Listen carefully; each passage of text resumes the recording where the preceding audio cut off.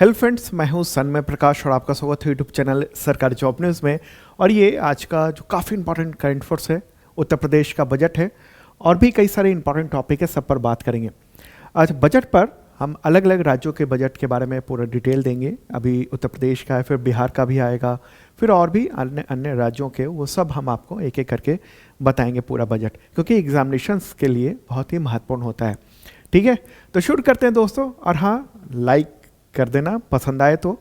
और मैंने देखा है हमारी जो रिपोर्ट आई उसमें बहुत सारे ऐसे बच्चे हैं जिन्होंने सब्सक्राइब नहीं किया है, लेकिन वो वीडियो देखते हैं लगातार, तो ज़रूर सब्सक्राइब कर लें, यही मेरी अपील है। देखते हैं कितने लोग और बढ़ते हैं। ठीक है, और बेल आइकन में ऑल का बटन दबा देंगे तो बेहतर रहेगा, सारे नोटिफिकेशन आपको मिलेंगे। तो शुरू करते हैं और सबसे पहले उत्तर प्रदेश का बजट लेंगे, फिर दूसरे प्रश्न लेंगे। ठीक है, तो क्वेश्चन यहाँ पर होगा, बजट 2025-26 में उत्तर प्रदेश सरकार ने कितने रुपए के खर्च का लक्ष्य रखा है, मतलब कितना का बजट बनाया है। आंसर का इसका 8.08 लाख करोड़ रुपए। कितना हुआ? 8.08 लाख करोड़ रुपए। अगर हम फुल बताएंगे इसके बारे में तो होगा 8,08,736 करोड़ रुपए। ठीक है, तो उत्तर प्रदेश में वित्त मंत्री कौन है? वो है सुरेश खन्ना, ये देख रहे हैं। और वहाँ के मुख्यमंत्री हैं कौन? वो हैं योगी आदित्यनाथ। तो वित्त मंत्री ने ये जो बजट है ना उसको पेश किया है कब? 20 फरवरी 2025 को, वित्तीय वर्ष 2025-26 के लिए। फाइनेंशियल ईयर यानी वित्तीय वर्ष कब से कब तक होता है? अप्रैल से लेकर नेक्स्ट मार्च तक, नेक्स्ट ईयर के मार्च तक, इसलिए 2025-26 कहते हैं। और ये जो बजट है ना वो यूपी का अब तक का सबसे बड़ा बजट बताया जा रहा है, 8.08 लाख करोड़ रुपए का। ठीक है, एक आंकड़ा देखते हैं और डिटेल इस चीज़ को समझते हैं। तो ये बजट है और वित्त वर्ष 2025-26 का टोटल है 8.08 लाख करोड़ रुपए। पिछला जो वित्तीय वर्ष का यानी 2024-25 का जो बजट रहा है वो कितना रहा है? 6.75 लाख करोड़ रुपए। ठीक है, 6.75 लाख करोड़ रुपए। हालांकि अगर हम देखेंगे पिछला बजट का, आप अगर रिपोर्ट देखेंगे तो ये जो था ना वो 7.36 लाख करोड़ रुपए था, लेकिन संशोधित बजट जो है ना वो एक्चुअल में ये 6.75 लाख करोड़ रुपए का हुआ था। ठीक है, अच्छा, पिछले बजट की तुलना में अभी वाला कितना ज़्यादा है? तो 1.33 लाख करोड़ रुपए ज़्यादा बजट है।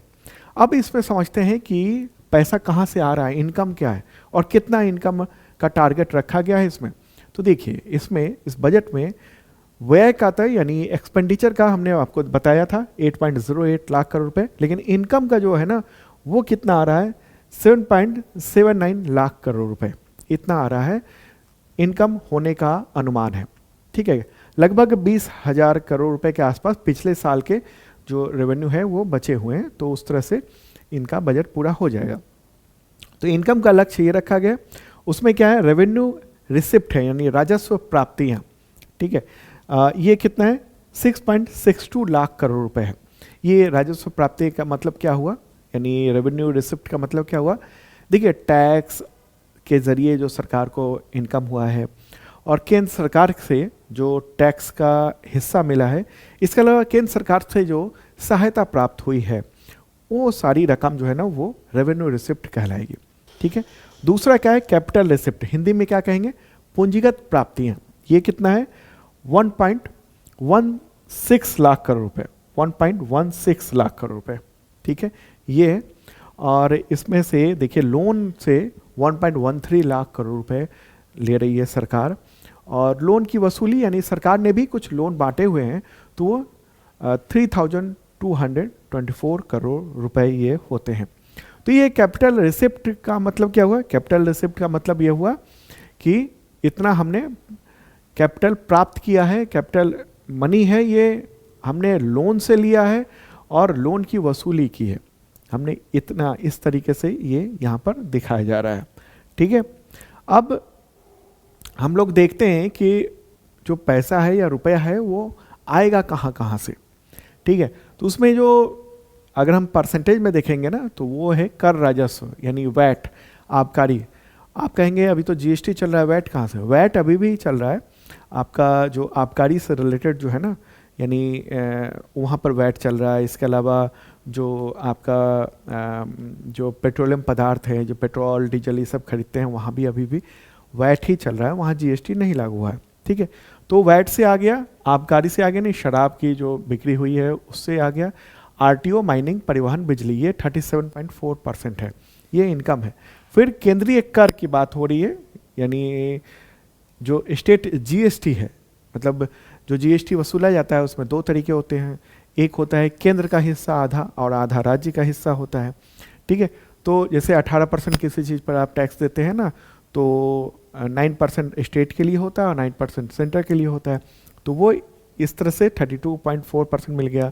सार्वजनिक कर्ज प्राप्तियाँ और लोन की वसूली, मतलब सरकार जो है ना वो लोन ले रही है अपने खर्चे को चलाने के लिए। ठीक है, राष्ट्रीय अंतर्राष्ट्रीय संस्थानों से, वो तो ये केंद्र सरकार की परमिशन से होता है, तो ये 14.4%, इतना परसेंट जो है लोन ही लिया जा रहा है। केंद्रीय अनुदान भी मिल रहा है केंद्र सरकार से 11.1%। गैर कर राजस्व भी है यहाँ पर, वो क्या है, जो सार्वजनिक क्षेत्र के उपक्रम है उनसे जो लाभ मिल रहा है, उसकी जो इनकम हो रही है, तो वहाँ से भी जो है ना वो ये 3.1% मिल रहा है। जैसे उपक्रम कैसे हो गए, जैसे बिजली के जो यूनिट्स हैं उन सब से इनकम आ रहा है, और भी कई सारे, तो वो राज्यों के वो आ रहे हैं, और अन्य आए हैं 1.6%। ये जो है ना वो इनकम का जो आंकड़ा है वो आपने देखा। तो ये तो था इनकम का आंकड़ा, टोटल का टोटल। ठीक है, अब हम लोग क्या देखेंगे, अब हम लोग देखते हैं कि खर्च का आंकड़ा, कि हम लोग खर्च कहाँ कहाँ कैसे कैसे करने वाले हैं। तो मैंने प्रश्न में ही बताया था शुरू में ही कि खर्च कितना है करने का प्लान, तो 8.08 लाख करोड़ रुपए। ठीक है, अंतर आप समझ लीजिएगा, इनकम जो है ना वो कम रख कर दिखाया गया है, क्योंकि पिछला भी पैसा पेंडिंग पड़ा हुआ है, रखा हुआ है, तो वो ये यूज़ करेंगे, तो लगभग चीज़ें बराबर हो जाएंगी। ठीक है, तो ये तो खर्च करेंगे। अब इसमें राजस्व खर्च यानी रेवेन्यू एक्सपेंडिचर जो है ना वो कितना है, 5.83 लाख करोड़ रुपए है। अब ये रेवेन्यू एक्सपेंडिचर को हम कैसे समझेंगे, तो देखिए ये सैलरी पर जो खर्च हो रहा है, ठीक है, सरकार के खुद के खर्चे हैं और भी कई सारे खर्चे हैं, तो वो जो है ना वो इसमें इसको रेवेन्यू एक्सपेंडिचर में हम लोग यहाँ पर देखेंगे। ठीक है, यहाँ पर क्या है, रेवेन्यू एक्सपेंडिचर में हम लोग इस चीज़ को देखेंगे। ओके, अच्छा आप कंफ्यूज मत होना, वहाँ जो रेवेन्यू रिसिप्ट था ना वो टैक्स और केंद्र से प्राप्त राशि थी, लेकिन यहाँ रेवेन्यू एक्सपेंडिचर जो है ना वो सैलरी वगैरह बांटने में, सरकार के जो अपने खर्चे हैं वो सबको पूरा करने में, उसमें ये खर्च होंगे कितने, 5.83 लाख करोड़ रुपए।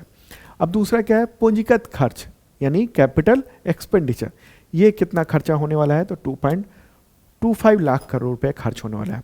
इससे क्या होगा, तो इससे डेवलपमेंट के कार्य होंगे, लोगों को लोन वगैरह दिए जाएंगे और कुछ और खर्च किए जाएंगे इसके ज़रिए।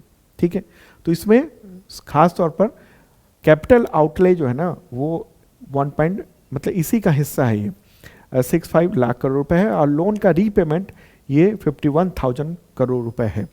लोन का ब्याज दे रहे हैं और रीपेमेंट कर रहे हैं, तो वो भी ये काम हो रहा है। और कैपिटल आउटले का मतलब क्या हुआ, कैपिटल आउटले का मतलब ये हो गया कि जो डेवलपमेंट कार्य है, सड़कें बननी है, पुल बनने हैं, बड़ी बड़ी योजनाएं हैं, यूनिवर्सिटी बननी है, आगे हम बताऊंगा मैं कि क्या क्या नई नई योजनाएं हैं, कहाँ कहाँ ये खर्चा होने वाला है, कैपिटल आउटले कहाँ पर होने वाला है, ये सब चीज़ें मैं बताऊंगा आगे। ठीक है, तो ये तो आपको दिख गया, समझ में आ गया होगा कि ये खर्च जो है ना यानी एक्सपेंडिचर जो है वो क्या है। अब अगर हम देखें कि ये खर्चा कहाँ कहाँ कितने % से हो रहा है, देखिए पूंजीगत खर्च में हम देखेंगे तो उसमें मतलब टोटल जो बजट बनाया गया है जो खर्चे का, उसमें से इंफ्रास्ट्रक्चर पर यानी पूंजीगत खर्च जो है ना वो 20.4% कर दिया जाएगा, पूंजीगत खर्च किया जाएगा। ठीक है, कैपिटल एक्सपेंडिचर एक तरह से कहेंगे हम इसको। ठीक है, इंफ्रास्ट्रक्चर पर जैसे रोड बनाए जा रहे हैं, जैसे मैंने बताया पुल बनाए जा रहे हैं, यूनिवर्सिटी बनाई जा रही है, मेडिकल कॉलेज बनाए जा रहे हैं, वहाँ इक्विपमेंट वगैरह खरीदे जा रहे हैं, तो ये सब जो है ना इंफ्रास्ट्रक्चर से रिलेटेड चीज़ें हैं जो लॉन्ग टर्म रहेंगे, तो उसके लिए ये कर्ज और ब्याज का भुगतान किया जा रहा है, ये 14.3% है। मतलब आपने देखा होगा कि हमने काफ़ी लोन लिया उत्तर प्रदेश सरकार ने, तो उसको चुकाना भी है पुराने लोन को, तो वो चाहिए। और लोन भी बहुत ज़्यादा बढ़ता जा रहा है, वो मैं आगे प्रश्न में बताऊँगा। सैलरी पर खर्चा होगा, यानी राज्य सरकार के जो तमाम कर्मचारी हैं उनके सैलरी पर 22.2%, पेंशन पर 11.2%, सहायता अनुदान दिया जाएगा लोगों को तो वो 6.4%, बहुत सारी योजनाएं ना उसमें सहायता अनुदान दिया जाता है। सब्सिडी दी जाएगी 4.3% सब्सिडी अलग अलग तरीके से, जैसे आपके गैस पर सब्सिडी हो गई, कुछ केंद्र देता है, कुछ राज्य भी देते हैं, और भी कई तरीके की सब्सिडी होती है, जैसे बस पे सब्सिडी मिल गई, बसों पर जो राज्य सरकार की बसें हैं उस पर जो जा रहे हैं तो उन पर बुजुर्गों को कुछ छूट मिल गई उससे, तो ये सब इस तरह की चीज़ें। स्थानीय निकायों को अंश दिया जाएगा 3.3%, कर्ज अग्रिम ये 1.1% है, ये कर्ज अग्रिम। तो ये क्या है कि जिनको दूसरों को कर्जा दिया गया था तो उनसे जो मतलब दूसरों को कर्ज दिया जाएगा लोगों को, मतलब सरकार जो है ना वो बहुत सारी कल्याणकारी योजनाएं चला रही हैं, जैसे बच्चों को ही आपको लोन दिलवाना है, ठीक है, और बहुत सारे ऐसे किसानों को ही अगर सस्ते कर्ज देने हैं, मान लीजिए कि उनके किसान जो हैं वो अपनी खेती के लिए कुछ सामान खरीद सकें तो उसके लिए सरकार जो है फंड देती है, तो वो इस तरह के ये कर्ज अग्रिम हो गया। और अन्य व्यय है 16.8%, तो ये जो है ना इस तरह से ये खर्चा हो गया। तो इस तरीके से अगर हम देखेंगे ये इनकम हो गया और ये एक्सपेंडिचर हो गया उत्तर प्रदेश का, ठीक है। तो इनकम है 7.79 लाख करोड़ रुपए, कुछ 20,000 करोड़ रुपए के आसपास पहले से पिछले साल का बचा हुआ है, और तो ये जुड़ जाएगा एक तरह से। और एक्सपेंडिचर का जो लक्ष्य रखा गया है वो 8.08 लाख करोड़ रुपए का ये रखा गया है, ठीक है। अब इन्हीं चीज़ों को थोड़ा और खोल के समझेंगे, थोड़ा और चीज़ों को जानेंगे समझेंगे जो एग्जामिनेशन में आपके लिए पूछे जाते हैं कई बार प्रश्न, ठीक है। और पसंद आ रहा हो तो शेयर कर दीजिएगा अपने दोस्तों को ये वीडियो। तो यहाँ पर प्रश्न क्या होगा कि उत्तर प्रदेश सरकार ने बजट 2025-26 में जीएसडीपी विकास दर का लक्ष्य क्या रखा है। अब जीएसडीपी क्या होता है भाई साहब, ये भी बताएंगे हम आपको। तो इसका आंसर क्या होगा, इसका आंसर होगा 11.85%। कितना हो गया, 11.85%, ठीक है। अब ये जीएसडीपी क्या हुआ, जीएसडीपी का फुल फॉर्म क्या होगा, तो ग्रॉस स्टेट डोमेस्टिक प्रोडक्ट। अब ये होता क्या, हिंदी में कहेंगे हम सकल राज्य घरेलू उत्पाद। आप में से बहुत सारे लोग जानते होंगे, जो नहीं जानते हैं उनके लिए भी बता दूं। देखिए जैसे जीडीपी होता है ना, ऐसे ही जीएसडीपी होता है, केंद्र और राज्य का फर्क हो जाता है। जैसे जीडीपी क्या है, किसी भी देश में किसी विशिष्ट समय होने वाले जो तमाम उत्पाद हैं, वस्तुएं हैं, उन सब का जो कुल मूल्य है वो जीडीपी कहलाता है। और ये देश की आर्थिक आकार को मापने का सबसे बड़ा पैमाना होता है। जीडीपी ज़्यादा है मतलब देश तरक्की कर रहा है, और जीडीपी कम है इसका मतलब वहाँ पर बेरोजगारी, वहाँ पर आर्थिक समस्या, ये सब चीज़ें हैं, ठीक है। इसी तरीके से जैसे केंद्र में जीडीपी होता है, उसी तरीके से राज्य में स्टेट के लिए होता है जीएसडीपी, यानी ग्रॉस स्टेट डोमेस्टिक प्रोडक्ट। ये उस राज्य में उत्पादित जो टोटल वस्तु हैं, सेवाएं हैं, उन सब के कुल मूल्य को कहते हैं इसको, ठीक है। तो ये बात समझ गए होंगे आप। अब हम देखते हैं कि उत्तर प्रदेश का जीएसडीपी एक्चुअल में कितना है। जो ग्रोथ रेट का जो हमने देखा, ये कितना लक्ष्य रखा गया, तो 11.85%। जैसे सरकार कहती है ना कि केंद्र सरकार की जीडीपी का, हमारा जीडीपी इतना ग्रोथ कर रहा है, ये हो रहा है, उसका ग्रोथ रेट ही है। इस तरह से राज्य भी कहता है कि हमारा जीएसडीपी का ग्रोथ रेट ये है। तो ये उम्मीद लगाई गई है ये सरकार के द्वारा। अब हम देखते हैं इसके बारे में, एक्चुअल जो आंकड़े हैं वो देख लेते हैं, एक बार समझ लेते हैं इन चीज़ों को। उत्तर प्रदेश का जो जीएसडीपी है ना, वो अगर हम देखेंगे पिछले फाइनेंशियल ईयर में वो कितना रहने का अनुमान है टोटल 24-25 में, तो वो 27.51 लाख करोड़ रुपए ये जीएसडीपी है, ठीक है। 27.51 लाख करोड़ रुपए, मतलब टोटल जितनी भी मूल्य है यहाँ पर उत्तर प्रदेश में, जितना भी सेवाओं का उत्पादन हो रहा है और जो वस्तुओं का उत्पादन हो रहा है, टोटल सर्विसेज हैं, तो वो सब की कीमत जो है जितनी हुई है वो इतना है, ठीक है। 25-26 में जो अनुमानित है जीएसडीपी वो है 30.54 लाख करोड़ रुपए। ये भी आंकड़ा आपको याद रखना पड़ेगा क्योंकि एग्जामिनेशन में पूछा जाता है। और अभी जैसे मैंने प्रश्न में ही बताया था 2025-26 में अनुमानित जो जीएसडीपी विकास दर है, विकास दर का मतलब हुआ कि पिछले फाइनेंशियल ईयर से हम कितना ज़्यादा आएंगे, तो वो 11.85% होगा ये। ठीक है।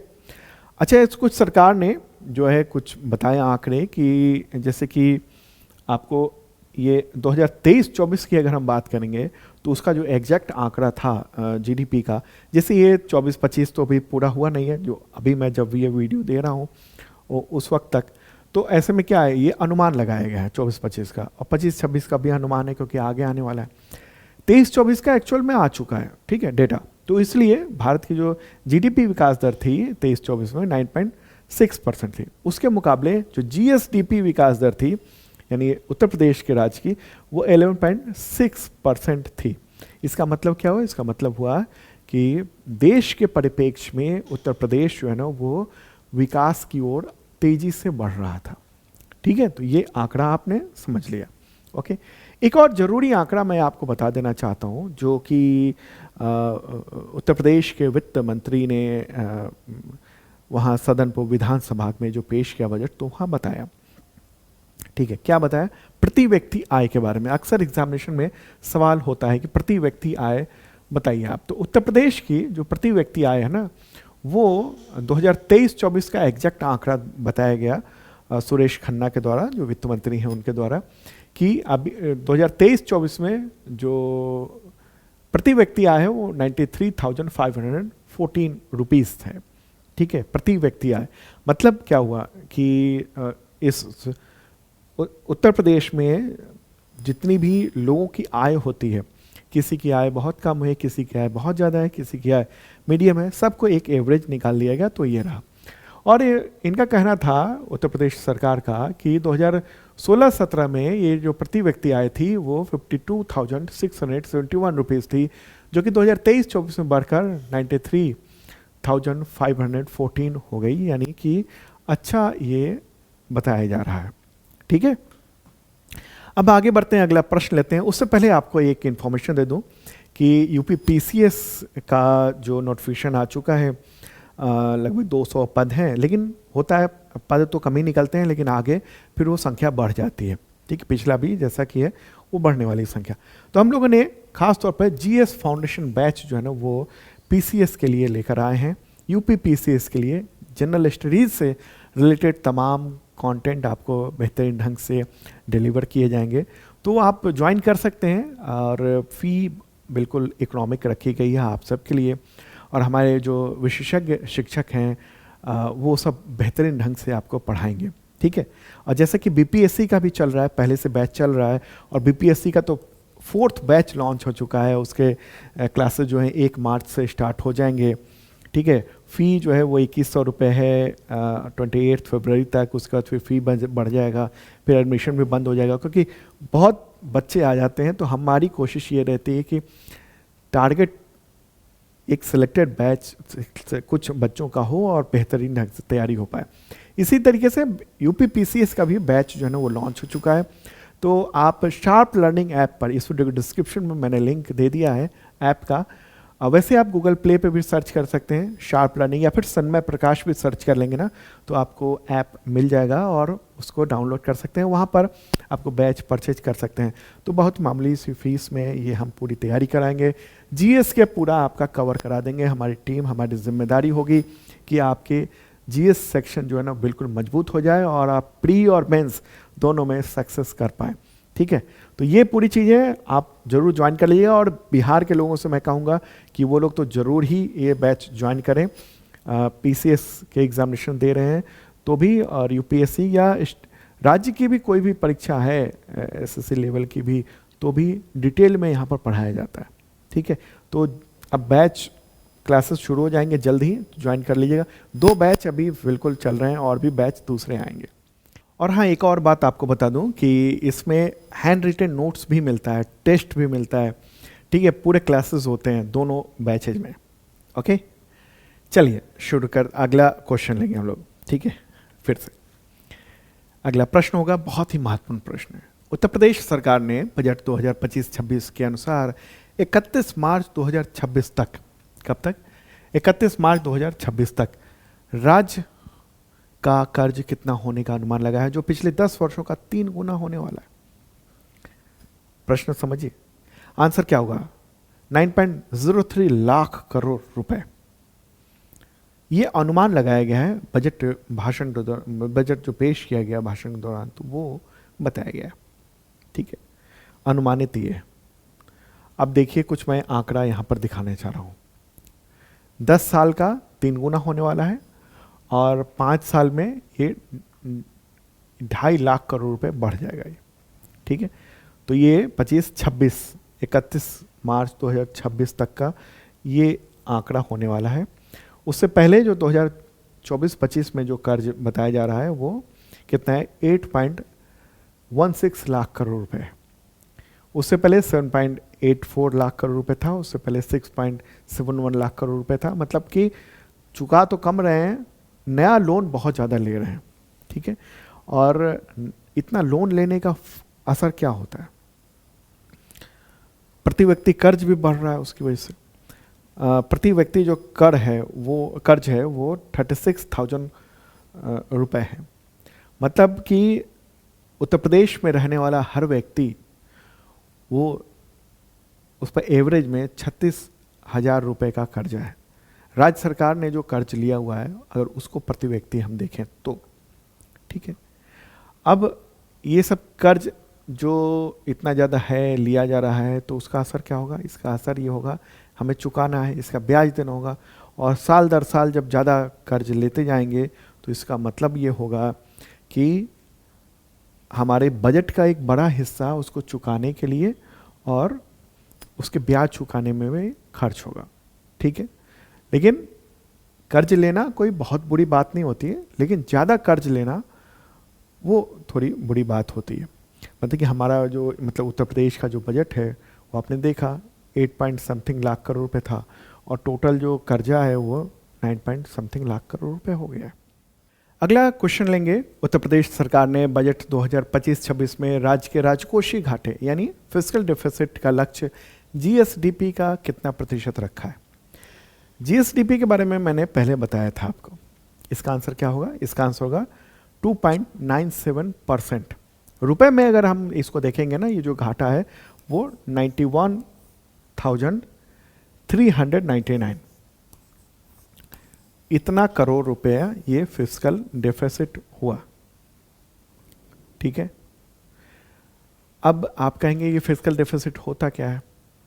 फिस्कल डेफिसिट का मतलब ये हुआ कि बिना ऋण का टोटल खर्चा, मतलब हमने जो खर्च किया टोटल, उसमें ऋण जो चुकाया, लोन जो चुकाया, उसको हटा दीजिए। ठीक है, तो टोटल खर्चा हो गया बिना लोन का, माइनस करेंगे इसको बिना लोन के रिसिप्ट लिए, मतलब हम बिना लोन लिए हुए हम कितना जो है हमारा इनकम है। ठीक है, तो इस तरीके से ये फिस्कल डेफिसिट होता है। मतलब एक्चुअल में, मतलब हमने तो मान लीजिए कि 100 रुपये का हमने खर्च का अनुमान लगाया था। ठीक है, और उसमें से हमें 20 रुपये क्या लेने पड़ रहे हैं, तो वो लोन लेना पड़ रहा है, तो हम मानेंगे 80 रुपया। ठीक है, उसको हटा देंगे। और फिर जब इनकम ले रहे हैं तो हम 100 रुपये ले रहे हैं। ठीक है, 100 रुपये के खर्चे कर रहे हैं, और उसमें से हमने पता चला कि 30 रुपये जो है इनकम वो लोन के ज़रिए ले रहे हैं हम।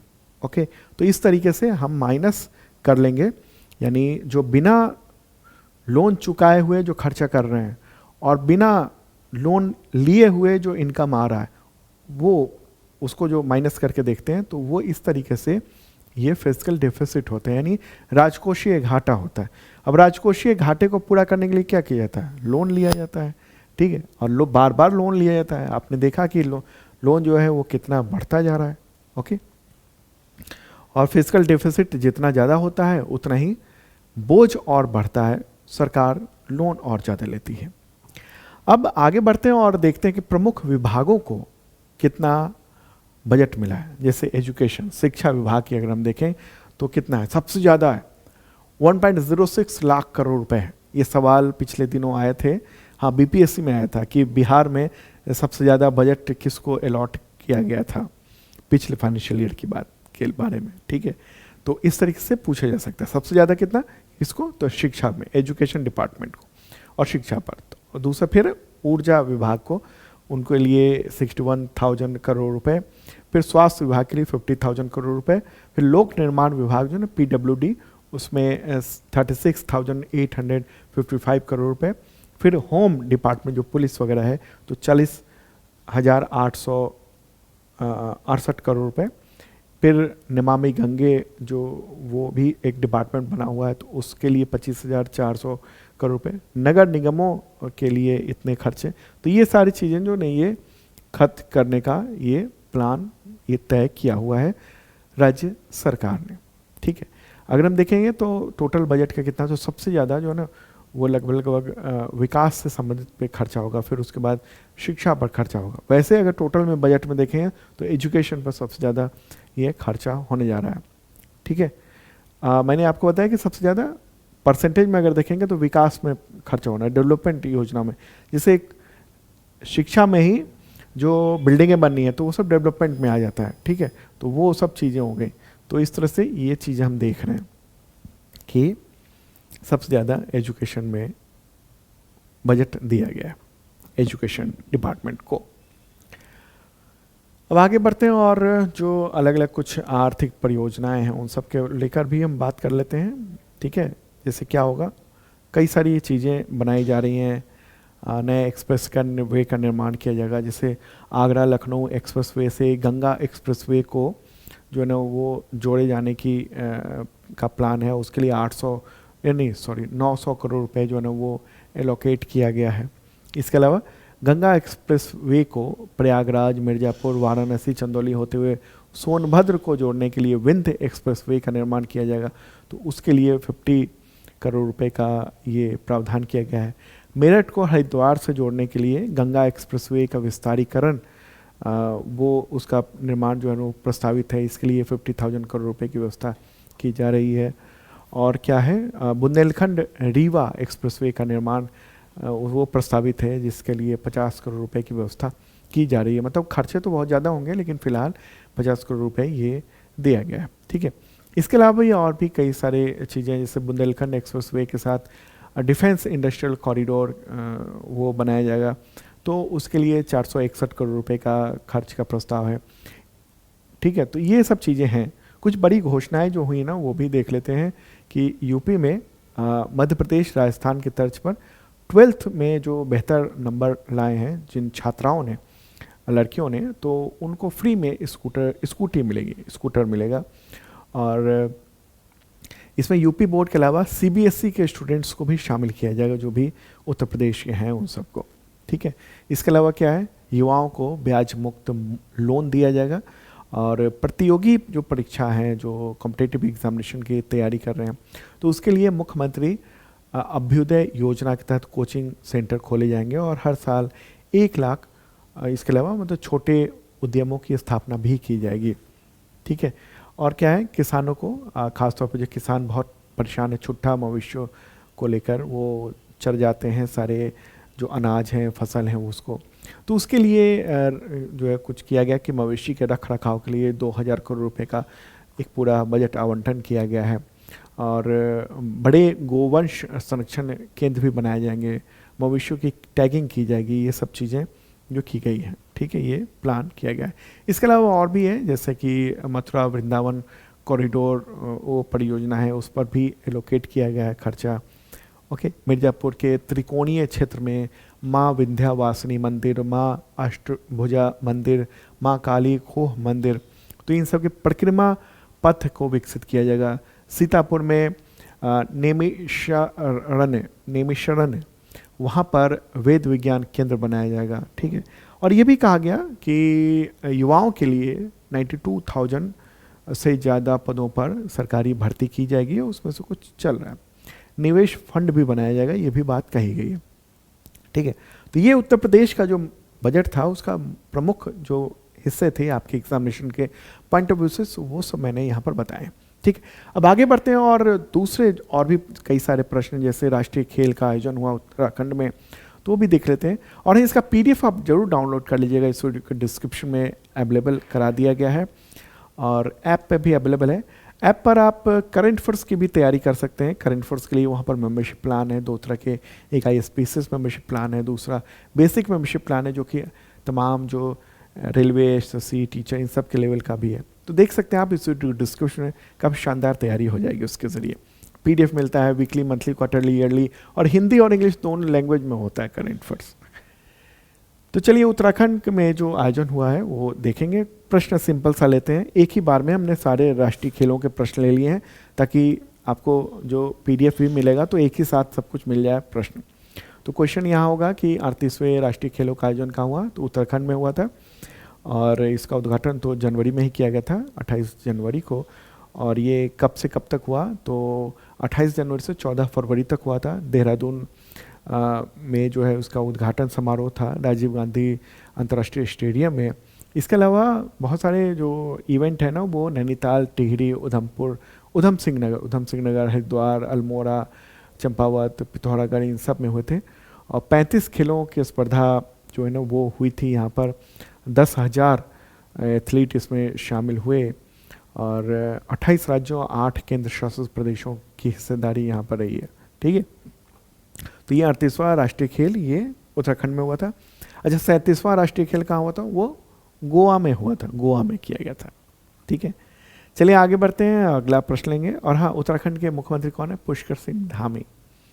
नेक्स्ट प्रश्न लेंगे कि 38वें नेशनल गेम्स की पदक तालिका में किस राज्य अथवा केंद्र शासित प्रदेश ने शीर्ष स्थान हासिल किया, यानी टॉप पोजीशन प्राप्त किया। आंसर होगा सर्विसेज स्पोर्ट्स कंट्रोल बोर्ड है। सर्विसेज का मतलब हुआ कि जो तमाम आर्मी, नेवी, एयरफोर्स है, उस सर्विस है उसको कहेंगे।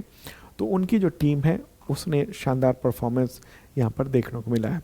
ठीक है, तो मैं जैसे पहले बताया मैंने कि राष्ट्रीय खेलों में ये 28 राज्यों, 8 केंद्र शासित प्रदेशों के जो एथलीट ने हिस्सा लिया, लेकिन अलग अलग टीमों ने भी हिस्सा लिया, जैसे सर्विसेज ने भी इसमें हिस्सा लिया था।